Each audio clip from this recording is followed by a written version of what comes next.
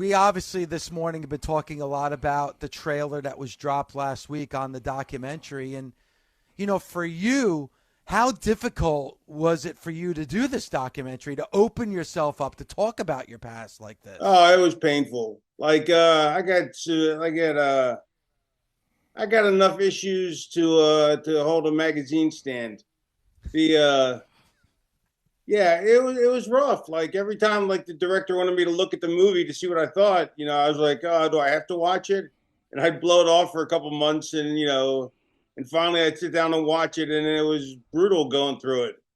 It wasn't so bad. It was okay doing it, but it was the watching it back that just over and over, because you have to, there was a lot of edit points, you know what I mean, and stuff, a lot of, you know, he wanted my opinion on whether to keep this, move that, or whatever. And then I wanted to put my 2 cents in.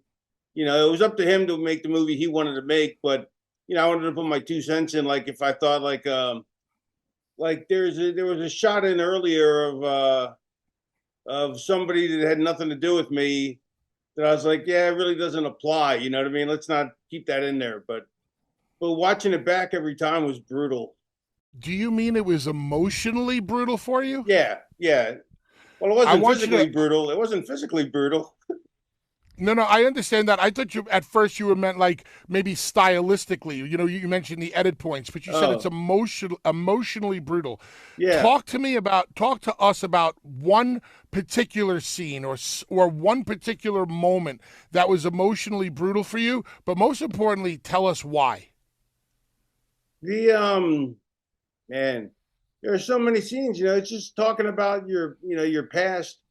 Like I'm not a person who looks backwards. You know what I mean? I don't talk about the old days. I mean, I don't. I don't reminisce. I mean, if I run into people, like if I see you, we talk about the old days because I haven't seen you. That's what we have in common. But like in my normal life, I don't look into the old days. I don't watch videos of wrestling. I don't watch my career. I did it. I've done it. I got the T-shirt. I threw up on the T-shirt. I bought a new T-shirt. Threw up on that one. Wiped my ass with it. Jerked off on it. Bought another T-shirt. Get it. Anyway, so I don't look back. I mean, plus I just feel like looking back. I mean, it's fun to go back and revisit, with your buddies, but to live in the past, like a lot of people do, like to live on their past not royalties, their past highlights, Accomplishments, like, yeah. their past highlights. It's like Al Bundy. I scored 4 touchdowns in high school, in a high school game or whatever.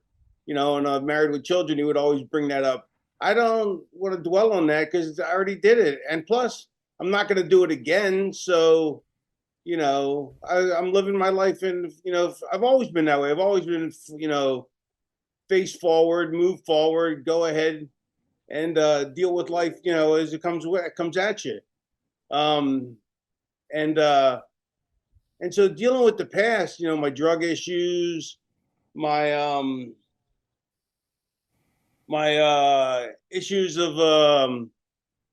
narcissistic disorder, narcissistic personality disorder, histrionic personality disorder. um you know it's just it's a lot. Well, Raven, you're talking about personality disorders. I hope I'm not putting you on Front Street here. You might talk about this in the documentary. Is this something that you needed therapy for? Yeah.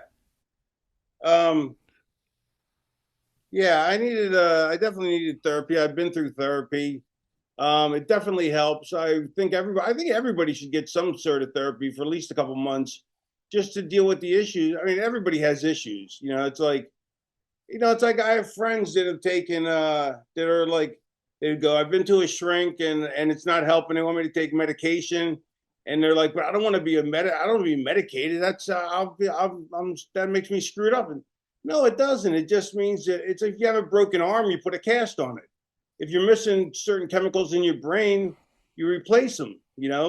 And so That's why there's nothing wrong with medication if you get the right doctor and the right medication. But histrionic personality disorder is let me read the definition of it. It's really bizarre.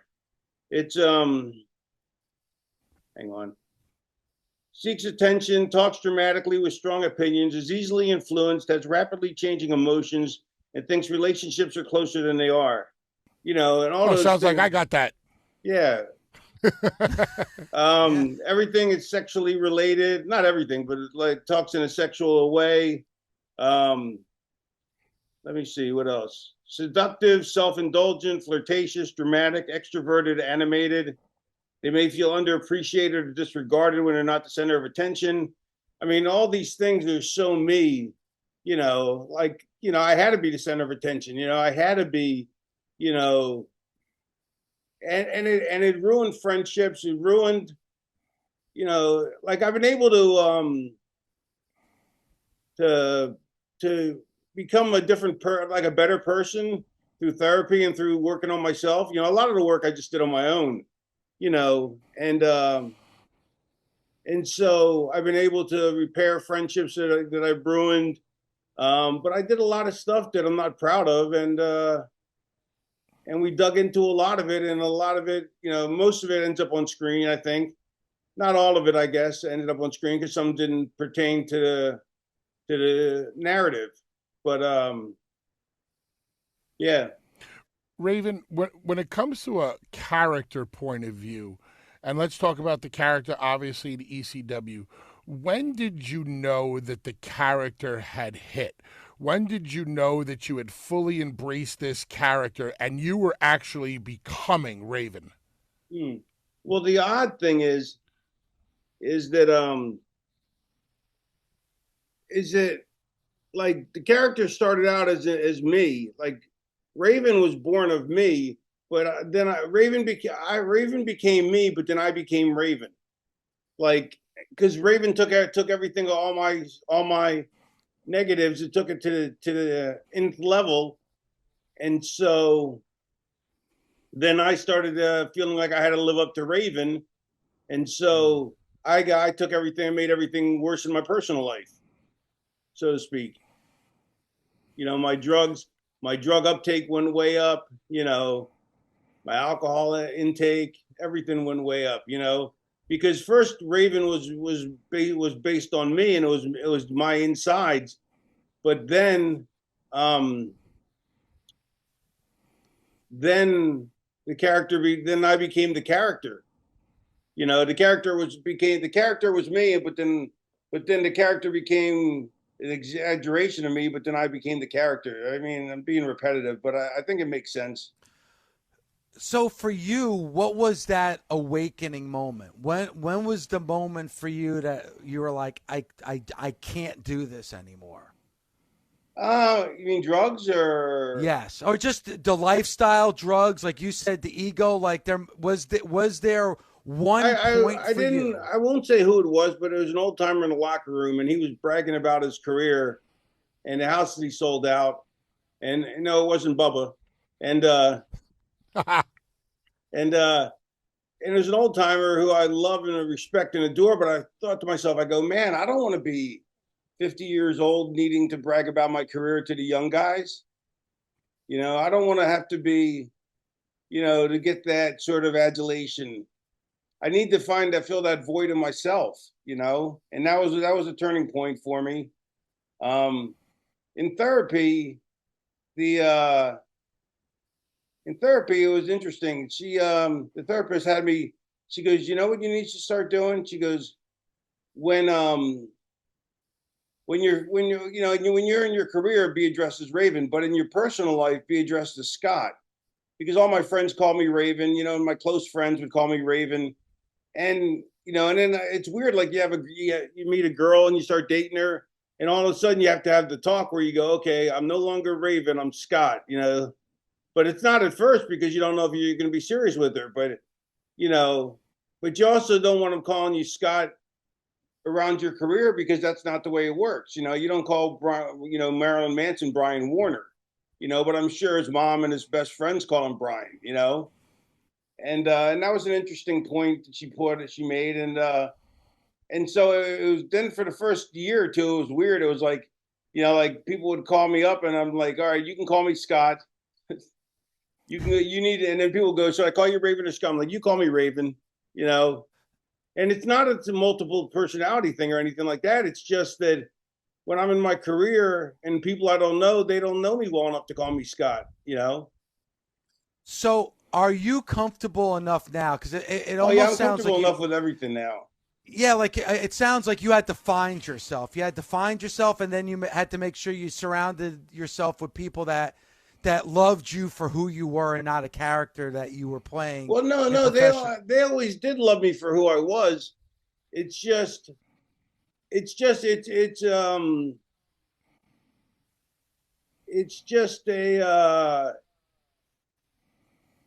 I don't know how to explain it, but it's a matter of making them, a matter of having them, because once I became Raven, and I met a lot of people as Raven and became friends with them, so they're used to calling me Raven, and it's you have to set a boundary, because here's the thing. Here's an important thing. Most of the people in life, we take our self-esteem from our job, right? Like our job gives us our self-worth. And if the job, if you're getting jobbed out on TV, then you think you're, and being portrayed as a loser, then you feel like a loser, just like if you're being portrayed as the world champion, you think of yourself, you have a lot of self-worth, because, most people, like with you and your job, if you're doing the radio show, if you were all of a sudden terminated and off the air, you'd feel like a loser. You know what I mean?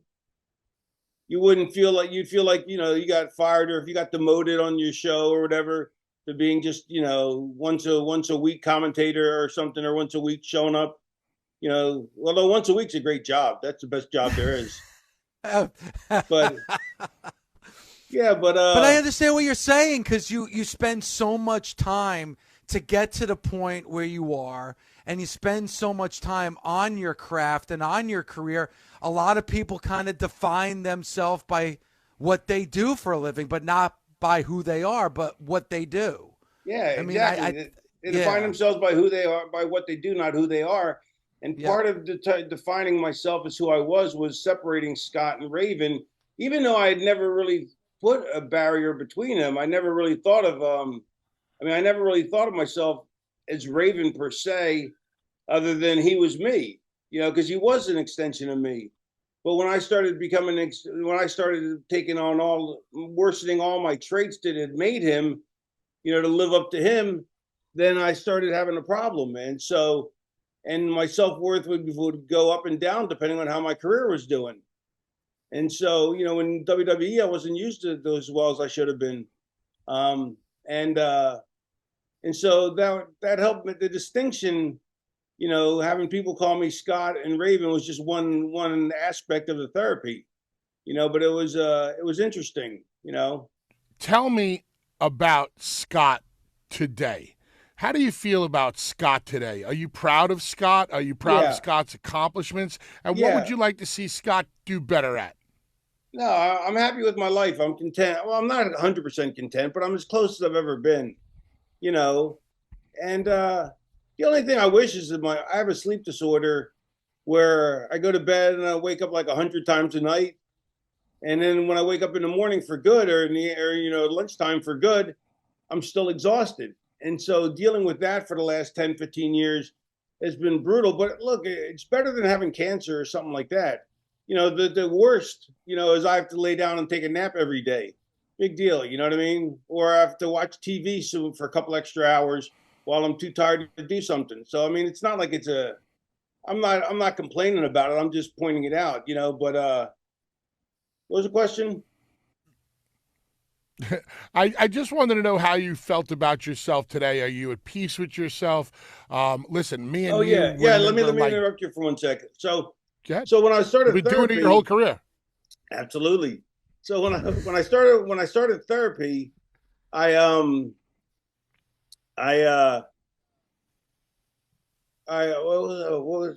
was the question? How do you feel about Scott Levy today? Oh yeah, so I thought my career. Sorry about that. I thought my career was unsuccessful because I never made it to the world champion of WWE.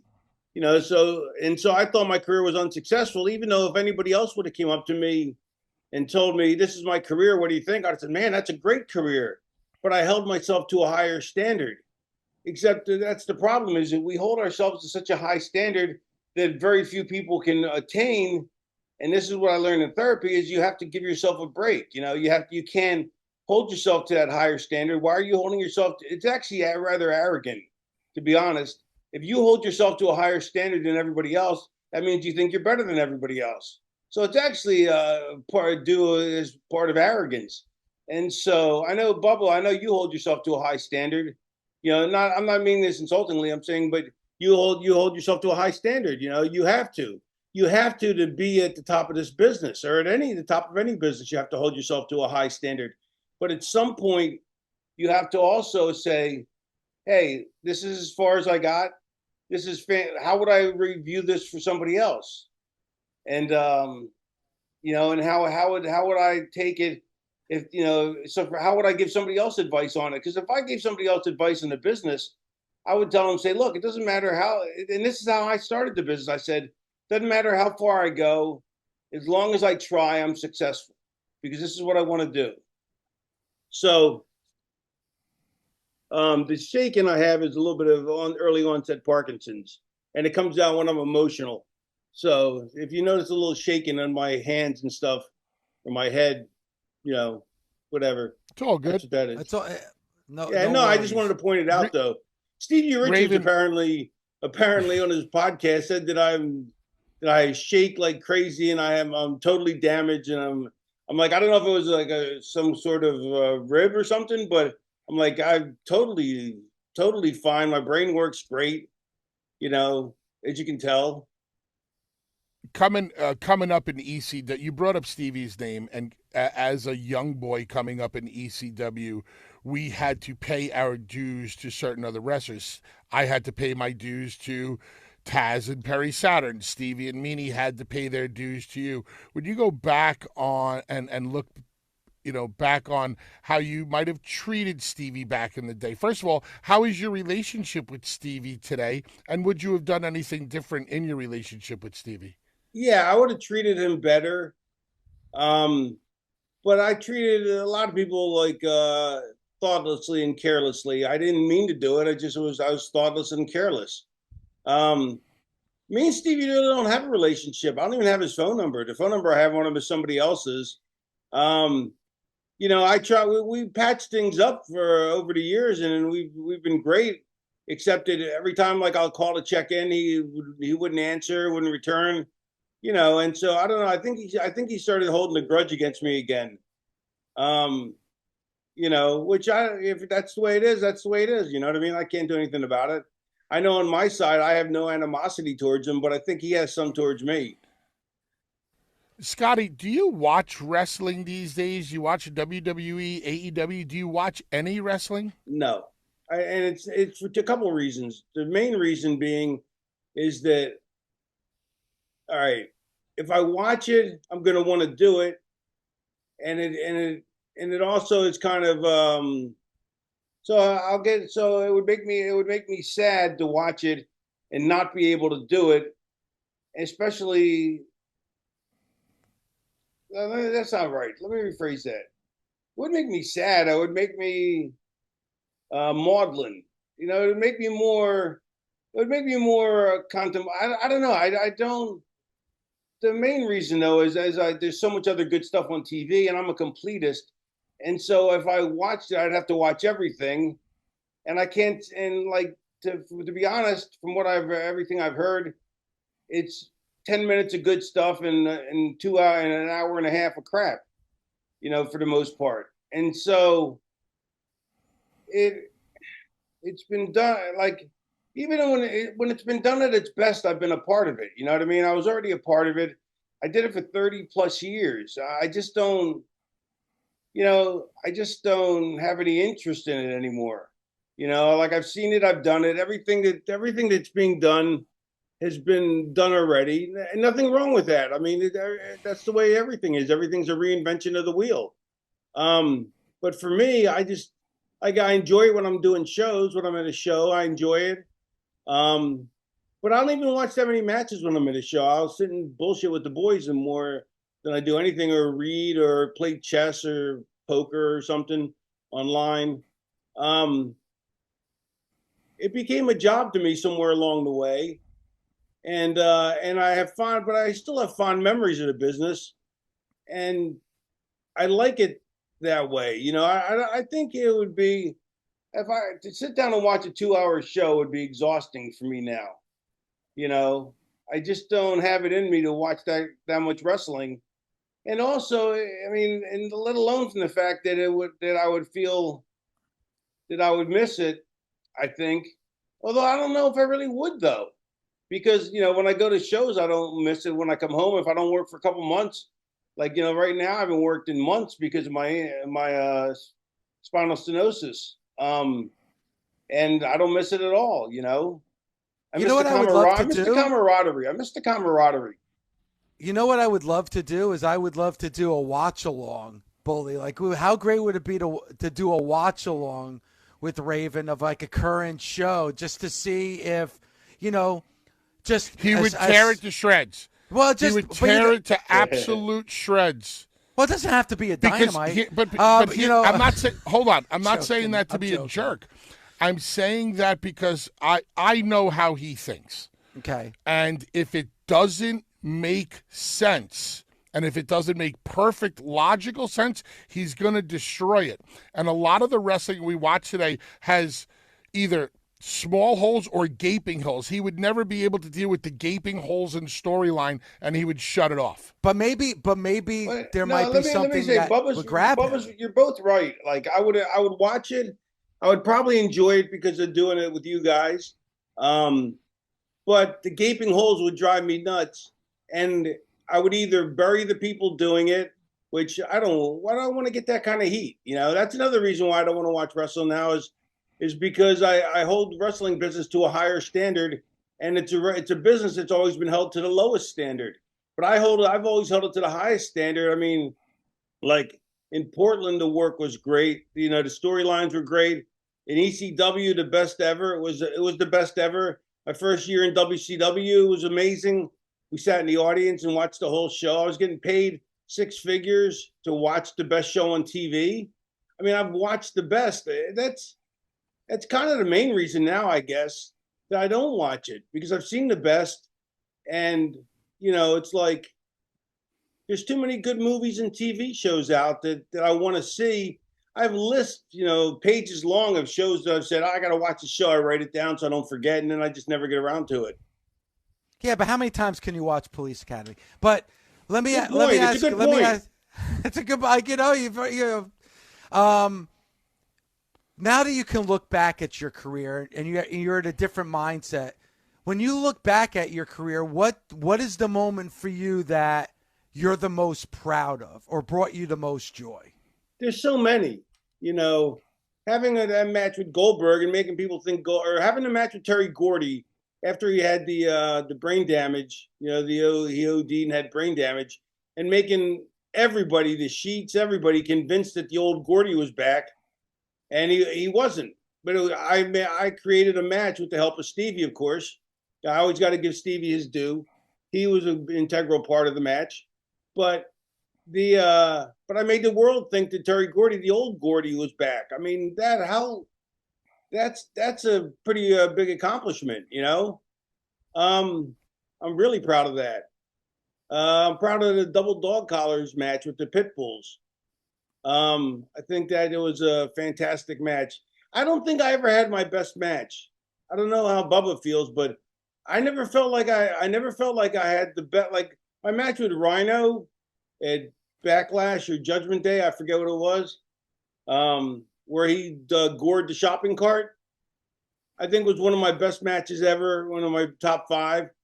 And but because of where we were on the card, I can't say I reached my peak with that. I can't say it was I don't feel like I ever accomplished.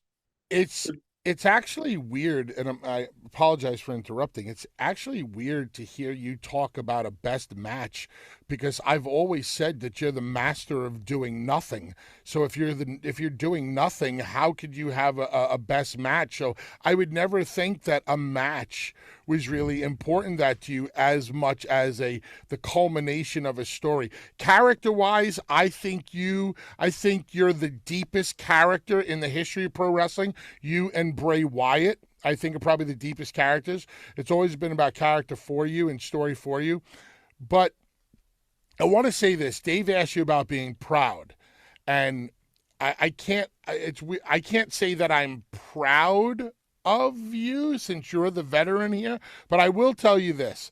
I had a moment happen within the past year where I was very happy for you.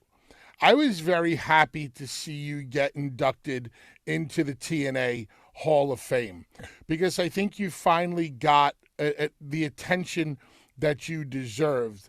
And I don't know if I'm speaking out of turn here, and please correct me if I'm wrong, but I always felt like the wrestling business forgot about you a little bit. And I think that it always kind of, I don't know, maybe you took it as a slight that the wrestling business forgot about you and what you were able to accomplish and the people that you were influenced. So I was really happy for you to see you get your flowers on that night. I love that you said that. I feel most of what you said is accurate. Yeah, being inducted into the Hall of Fame meant a lot, because it's not like they induct 10 people, they induct one person a year, and so it felt a little more special. It felt like I was being recognized for my achievements, for my talent, for my skill, as opposed to being somebody who was let in because they're a big name or because of their friendships, and yeah. Yeah, man. But it also, what I think my favorite thing about the induction was the fact that I asked the audience to boo me. I'm sure you do too. I feel so much more comfortable in the boos, and that probably has something to do with. I'm sure it has something to do with my self-worth issues at the time, and that's why I wanted to be booed instead of cheered, because you're getting the adulation of perfect strangers. The booing is as big a noise, as big as the cheering. As big as the cheering. So, but it felt more comfortable. It felt more earned, and to get the audience to boo me, even in my Hall of Fame, and then the DDT Dreamer to keep the feud going, which was ridiculous at its best. Just it's absurd. But the people loved it, you know what I mean? And so, it's like that's what Raven would do, But Scott Levy really appreciated it. He appreciated the gesture. I want to ask you about that, because it's rarely spoken about on this show. But to me, one of the greatest feuds of all time was you and Tommy Dreamer. Can you talk at all, about that feud and the significance of the feud that you two had? I would put me and Tommy's feud and me and Sandman's feud up against any feud in the history of the business. I'd put it's got to be in the top 10. Tommy was great. I love Tommy because Tommy will do anything. He'll run his head through a wall if you told him, look, we need someone to have brain damage, and it has to be actual brain damage. He'd go, I'll do it, and he would do it. I love that feud. It was ironically, I think there was way more depth in the one with me and Sandman, but it didn't capture the people like me and Tommy did because of the backstory, which. I thought I was only coming in for a few months when I started. So I said, Paulie, I need a backstory to this so that we can jump in hot if you want it to get going, otherwise we're going to have to slog a bit, to get it going, to build up something. So let's just pretend there's something and make up the history of we went to summer camp together. And then when Beulah came into it, we added her into the mix, and Stevie, and the whole thing. And then, And but yeah, it was Tommy would do anything, and he not only that, but he would also trust me in anything. Like I told him, I said, look, if we do, I want to do this spot. He goes, I don't know, it sounds kind of stupid. I'm like, well, let me just try it. If it doesn't work, I'll take all the heat for it. And he went along with everything. Like he was like willing to trust me on everything because I'd been in the business longer, and I'd been to Portland and shot and done real angles and real storylines and whatnot, and worked on top, and so he understood that, and I learned from the grappler, who's one of the greatest workers ever. Yeah, there's an unsung guy in the business, but and Scotty, I don't know if you've ever thought of this before, but there is a common denominator between Raven, Dreamer, and the Dudleys. And the common denominator is Beulah McGillicuddy. Because Beulah McGillicuddy and you were an item in summer camp, right? And then Tommy stole her away from you. And then the Dudleys broke Beulah's neck. And who created the Dudleys? Raven. I did. There's your full circle story, with Beulah being the common denominator for all of us. It's amazing. Dave, the reason I bring that up is it's amazing that when this business is done correctly, how it can all tie back together. That's amazing to me. And the Seinfeld episode. Yeah, very insightful. And I want to say this, and then we'll promo the documentary one more time. It really has nothing to do with the conversation, but just the influence you had. I would go to the ECW arena back in the day for ECW, and I was a big fan of yours. And I'll never forget buying the Suicidal Tendencies albums, Art of Rebellion. And I was a big Suicidal Tendencies fan. And Bully, I bought that album, and I was so disappointed in that album. I didn't like it, right? And then I remember going to the ECW arena, Raven coming out with a Suicidal Tendencies Art of Rebellion t-shirt on, and I'll be like, what's wrong with me? What is it about that Raven likes that album enough that he has the t-shirt and I don't like it? And for days on end, I listened to that album until I finally fell in love with that album. I was like, my small brain, there's got to be something that I'm not hearing, because Raven's a fan of it and I'm not. So that's your influence, sir. Thank you. Interestingly, the first time I listened to Pearl Jam 10, I hated it. And then everybody started putting it over, so I listened to it again and I loved it. But like, it's amazing. Like you can have, I know, like the Larry Sanders Show. Remember that? How great that was? Yes. I watched the 2 episodes when it first came out. It must have been 2 weak ones, or I wasn't in the mood. But I was like, this show sucks. I'm not watching it. And then years later, I had to go back and watch it. It was amazing, But it's interesting how your first take isn't always the right take. Yeah, well, that's why I've been married 3 times. Also, you were talking about those T-shirts earlier. If you still have those T-shirts, I would put them on eBay. You would get a lot of money. Again, the documentary is Nevermore, The Raven Effect. The trailer is absolutely fantastic, all over YouTube, and I can't wait to see that documentary, sir. And thank you so much for all the time this morning, and you're always welcome here, and I would still love to do that watch along. I think it would be great, but thank you so much for joining us today. Yeah, contact me. I'll give me a call. We'll figure it out.